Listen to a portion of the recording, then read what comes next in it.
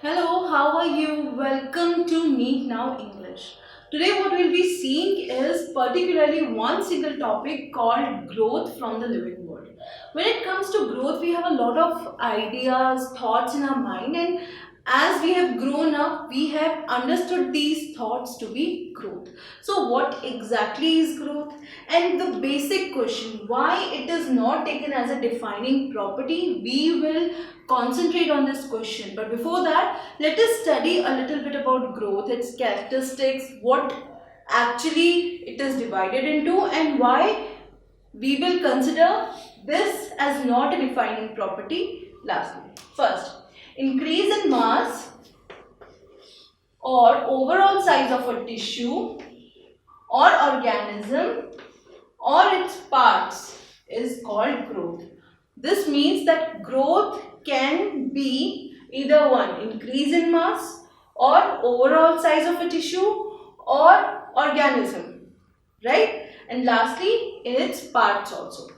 When we are born, we are generally a few kgs, right? But as we grow up, our weight increases. As we grow up, our height increases. So these are few things that make sure that we are growing in the right direction. I'll give you one example. I can tell you one famous anecdote of all the aunties and uncles, right? And that is, when I saw you last time, you were so small, you have grown up so much, right? This is what we hear from our relatives after we meet them every 4-5 years. So, what they think growth is, the growth is increase in height or increase in weight. This is what is generally considered, and that is also correct because as we grow, our organs grow, our tissues grow, our cells grow, and this in turn leads to growth of an individual. If everything is growing, see what it is written, increase in mass, that is weight, or overall size of a tissue. If the size of a tissue is growing, it means that the tissue is growing in itself or the organism is reaching a certain height. So these all things total comprise of growth. Now, twin characteristics of growth. If we are going to talk about twin characteristics, what are the twin characteristics? First is increase in mass, and second is increase in number. So these are the twin characteristics of growth. Increase in mass, increase in number.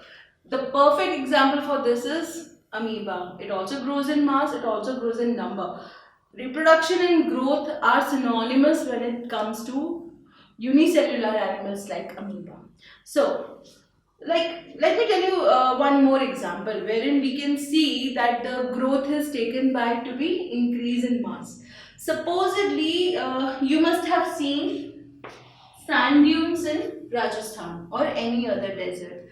As the sand blows, little bit of the sand accumulates on these sand dunes, and if it is really flowing at a very high rate, then the size of the dune increases. So, this is growth.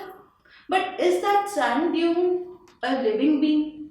Because as we've seen, growth is increase in mass or overall size of a tissue or organism.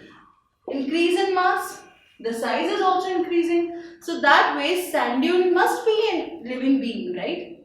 No, it is not. That is the reason we are not taking growth as a defining property. The growth has to be explained. If it has to be explained, if the conditions have to be written down, then that particular property is not taken as a defining property of that any particular living being.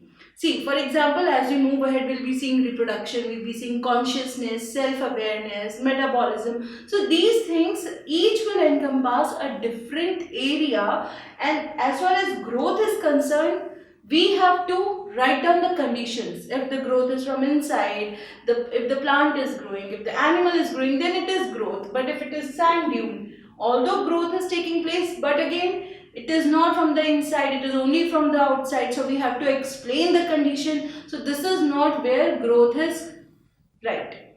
Okay. So that is why growth is not taken as a defining property. Now moving on. Growth is an irreversible process. If somebody attains a particular height, can you just reverse it. If someone is of 5 feet 4 inches, can you help, or can it be gone back to 5 feet 2 inches or 4 feet 11 inches? No, growth is irreversible. You've seen plants grow. Until and unless you apply an external force, that is again a totally different scenario. But as far as any living being is concerned, growth is an irreversible process. It cannot be reversed. Anabolism and catabolism. This is not given in the NCERT, and hence I am going to focus on this thing. Anabolism and catabolism together, they make up metabolism. What is anabolism? Anabolism is synthetic reactions which are constructive. On the other hand, catabolism is something destructive. So these two together make up the metabolism. You must have seen that when the children are very small, when they are running, playing, just going around things, the mothers feed them lots of milk, lots of healthy fruits, lots of healthy vegetables, so that they continue growing. Why is it so? Only and only when anabolism is going to be greater than catabolism, then growth will occur. Catabolism is going to destroy the energy. If a child is running, if a child is jumping, if a child is skipping, he is spending energy, right? He's not gaining energy. So, if his anabolism, that is uptake of energy, is low, then catabolism will be affecting it in the negative way. And that is why, to ensure that there is growth, one must know that the anabolism processes should be greater than the catabolism one. This is not given in the NCERT, so please make a note of it. Now, the growth is of two types again. Intrinsic growth or extrinsic growth. Intrinsic growth, cells are growing, tissues are growing, your height is growing, organs are growing. When a baby is small, see what we say, the size of our heart is the size of our fist. When a baby is small, its fist is very small. But as it attains teenage, as it attains adulthood, the size of the fist grows, and so does the size of the heart. So this is intrinsic growth. As far as extrinsic growth is concerned, sand dunes are the perfect examples. Sand boulders are the perfect example. Even Himalayas, every year it snows over there. The size of the Himalayas increases because the layer of the snow are forming on it. Right? So that is extrinsic growth, outside growth, not the inside one. There's another category also wherein the growth is divided into indeterminate growth versus determinate growth. Have you seen plants? Plants continue growing throughout their lifespan. If there is a creeper, say for example, let's talk about money plant. You just plant it, give it proper nutrition, water, and it will continue growing throughout its life. Is it the same with us also? Do we continue to grow throughout our life? Yes, we continue to grow in the sense that we replace lost cells. Whenever we are wounded or whenever a cell dies, a cell division takes place to ensure new cells are continuously formed. But does our height increase throughout our life? No, right? So this is determinate growth. Indeterminate growth is seen in types of plants. Okay, now moving on, growth and reproduction. As I said, in amoeba, growth and reproduction are synonymous with each other. Mother cell, daughter cell, increase in number also. So there is growth taking place and reproduction also taking place. But when it comes to higher plants and animals, growth and reproduction are two mutually exclusive events. They are different. Okay, and now why not taken as a defining property? Why is growth not taken as a defining property? You cannot explain the conditions every time any particular thing is mentioned. For example, if we take growth as defining property, right, I have to jot down every time, okay, this is the reason it is defining property. Oh, the growth is extrinsic, so it is not a defining property. If I have to do this work, then it is not easy to list down the whole thing for all the organisms, for all the non-living things that we have in this world, and hence growth is not a defining property.